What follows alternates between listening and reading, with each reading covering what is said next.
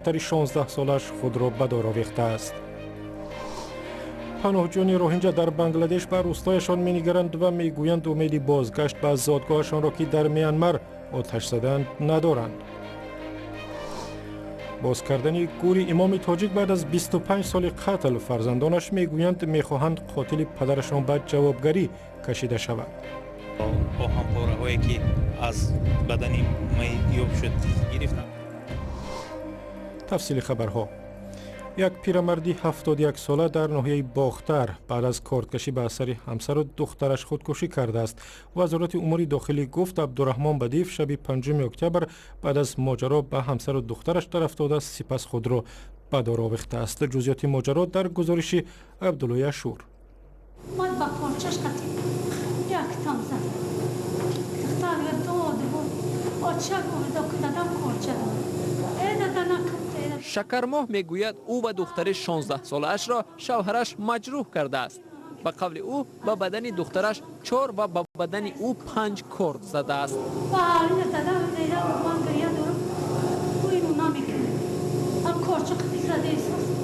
این زمان مادر و دختر در شفاخانه شهر قرغان تپه معالجه میگیرند.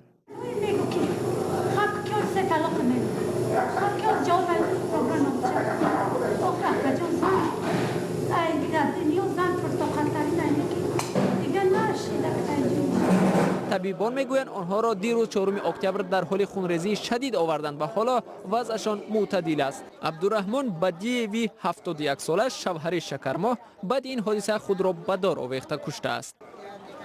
مفتشانی که تحقیق حادثه را شروع کردند میگویند پیرمرد در گذشته با همسر 45 سالش که پاره زمین برای آیندهش میخواست ماجرا داشته است. رو می‌آوریم به مسائل بین المللی. سازمان ملل میگوید ممکن است 100,000 نفر از قوم مسلمان روهینجا از ترس کشته شدن از میانمار به بنگلادش بگریزند.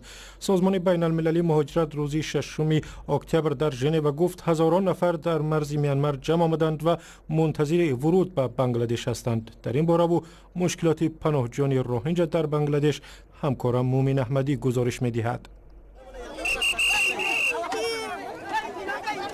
برای این کودکان قوم روهینجا نوبت مهم نیست، چون گرسنه هستند و میخواهند زودتر به نزد آشپزها به جای تقسیم غذا برسند. وضع هزاران زن و کودک و مرد قوم روهینجا در بنگلادش هممرز با میانمار ناآرام چنین است. زندگی در شرایط سخت در اردوگاه پناهندگان با نام کاکس بازار. روزانه 10 نفر از ترس جانشان از میانمار میگریزند و به صف این پناهندگان میپیوندند و عذاب میکشند. دیروز آمدم که اینجا بمانم ولی جای نیست. با بچه هایم آمدم. عذاب میکشم.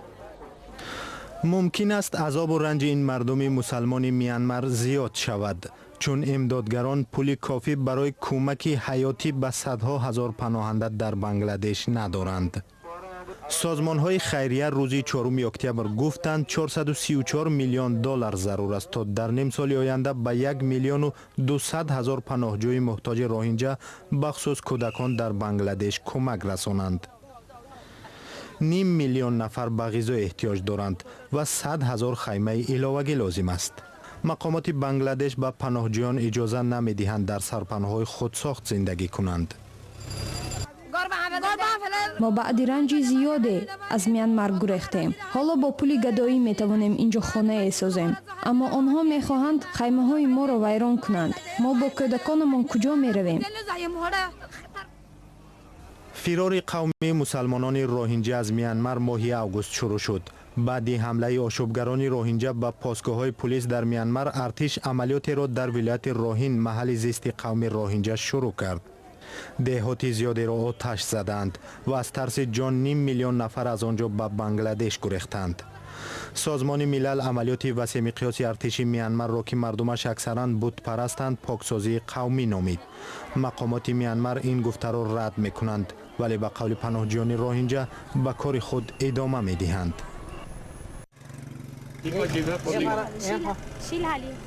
آنجا دهه شیلهالی دهه ما است.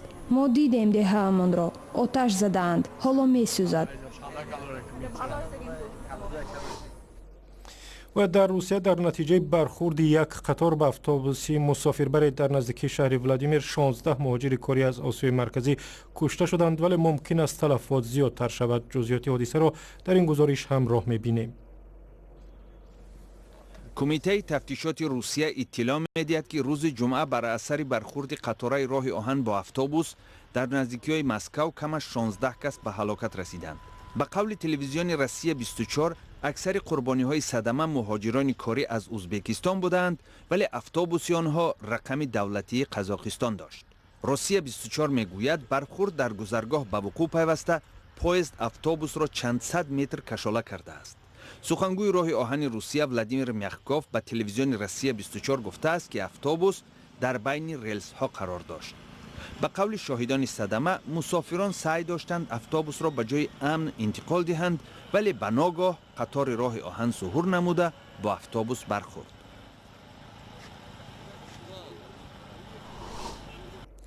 برمیگردیم به تاجیکستان. در ناحیه حصار پس از 25 سال گوری یک امام خطیبی را باز کردند که در زمان جنگی داخلی کشته شده است. فرزندانش میگویند با وجود گذشت 10 سالها میخواهند مقامات قاتل پدرشان را پیدا کنند و جزای سزاوار بدهند.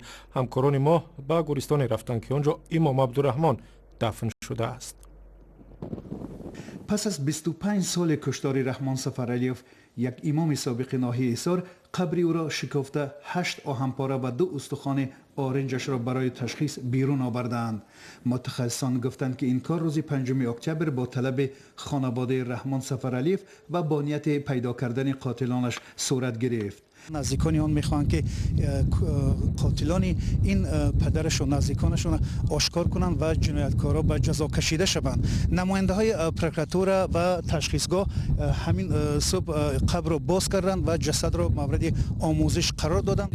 استخوان دستی پدرم میشه شکستگی گرفتند و باز من بود آهنپاره هایی که از بدنی یاب شد گرفتند. باز لباس های خونین پدرم که همون وقت در تنش بود ما برو واده باز یک دندونش هم که شکستگی بود لباس هاش کتی گرفتن بردن همین شعبه کریمینالیستی قطیب دادستانی حصار با نماینده های مقامات حصار. پیوندان رحمان سفرعلیوف در قتل پدرش جمال الدین منصورف، رئیس سابق ناحیه و وکیل پیشین پارلمان به چند مقام آن وقته حصار را گمانبر می‌داند. ادعایی که منصورف آن را رد می‌کند. به اطلاع مقامات دادستانی ناحیه حصار، طی یک هفته اخیر در رابطه با این کشتار 25 سال پیش از 4 نفر بیانات گرفته شد. همینطور آنها در صحبت با ما گفتند که فعلا چیزی گفته نمیتونن، تنها پس از پوره آموختن و از تشخیص کردن آنها بعد به مطبوعات در رابطه با این مسئله و جزئیات آن به ما گزارش خواهند داد. دادستانی ناحیه حصار میگوید پس از انجام پروژه پرسش شاهدان و آموزش سندهای دیگر تصمیم خواهند گرفت که با این پرونده چیکار کنند. در دوشنبه 10 نفر در یک محل مرکزی خانه خریدند، ولی ماهاست نمیتوانند خود را به حیث صاحب ملک ثبت کنند. 100 مشتری 2 شرکت ساختمانی حالا بعد دادگاه مراجعه کردند تا مشکل حقوقیشان حل شود. شادمان یتیم در این باره گزارش میدهد. دهها ساکنی دوشنبه در گرداب کشمکش‌های اگرینوستبانک و 2 شرکت ساختمانی که به گفته آنها خویشاوندان رئیس این بانک مرادعلی علی مردان هستند درماندند. ساکنان میگویند که 2 سال قبل به امید صاحب منزل شدن در این بینای 12 آشیانه در خیابان رودکی پایتخت به صورت حساب شرکت بنیادگر و ایمپریا وستاک پول گذراندند. اما در این میان این 2 شرکت نتوانستند قرض اگرینوستبانک را برگردانند و در عوض قرض بیناها را به بانک تسلیم کردند. یکی از سبب‌های اساسی همین که خود ساختمانچی پیش ممکن از بانک قرض گرفته که از اوتش نبرآمدگی، برای همین به عوض قرض خود ساختمانچی بانک همین بینای ملک خود حساب نموده از خود کردگی. حالا حدود 100 خانواده که برخی از آنها به منزل نو کوچ بستند در این خانه ها ثبت نام نشدند و سندی هم ندارند که صاحب ملک بودن آنها را تصدیق کند. زندگی در خانه‌های نو بدون سند تنها یک بخش مشکل این عائله هاست. مشکل دیگر این است که بچه‌های آنها را به ثبت در این خانه‌ها به مکتب و باغچه‌های محلی زیستشان قبول نمی‌کنند. ساکنان خانه‌دار در اصل بی خانه به دادگاه ناحیه شاه منصور شهر دوشنبه مراجعت کرده همزمان از یک سازمان حامی حقوق انسان خواستند به مشکل آنها رسیدگی کند. Деньги были оплачены в полном объеме. маблағро соли 2014 ба пуррагӣ ман супурда будам. Ба ман гуфта буданд ки манзилҳоро бо ҳуҷҷатҳо дар ихтиёратон мегузорем. Ширкати фармоишгари ин бино Империя Востокаро ки директори генералии он Фарух Хоҷаев, домоди Муродали Алимардонов раиси Агроинвестбонк мебошад, то ҳол надидаем ва ҳеҷ гуна кафолате аз ҷониби ин фармоишгар надорем. Ахиран гуфта буданд 10 рӯз пас ҳуҷҷатҳоро медиҳем, вале то ҳол надодаанд. Но уже 10 дней прошло, документов так и нет. یک مسئول شرکت بنیادگر به رادیو آزادی گفت در حقیقت بعضی از مسئله ها مربوط به حجت گذاری جا دارد ولی در روزهای نزدیک حل پره خود را خواهد یافت. مبلغ طرح ساختمان بینای 12 آشیانه مذکور 29 میلیون و 700 هزار سومانی را در بر گرفته.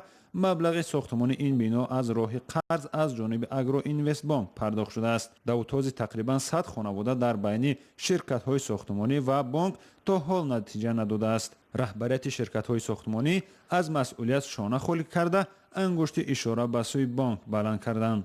در نوبت خود از اگرو اینوست بانک به رادیو آزادی گفتند که در هفته گذشته با استقامت کنندگان بینای بلند آشیانه ملاقات کرده و به سوال آنها پاسخ دادند. گزارش دیگر هم اقتصادی است. در تاجیکستان که رشد اقتصاد خود را در فروش نیروی برق می‌بیند، دانشگاه انرژتیکی تأسیس دادند. به گفته مقامات در دانشگاه متخصصان ورزیده برای اداره نیروگاه‌های برقی و شبکه و ایستگاه‌های عظیم تقسیم برق آماده می‌شوند. همکاران ما به این دانشگاه به ختلان رفته بودند. در دایره یک برنامه بانک آسیای رشد، دانشکده انرژتیکی برقرار شده تکنوپارک بنیاد شد. دانشکده 12 نامگوی اختصاص‌های انرژتیکی را با اصول‌های نوین آماده می‌کند. هدف دانشکده آماده کردن آن متخصصانی است که در بازار مهنت خریدار دارند اما در دیگر دانشگاه‌ها آن را آماده نمی‌کنند.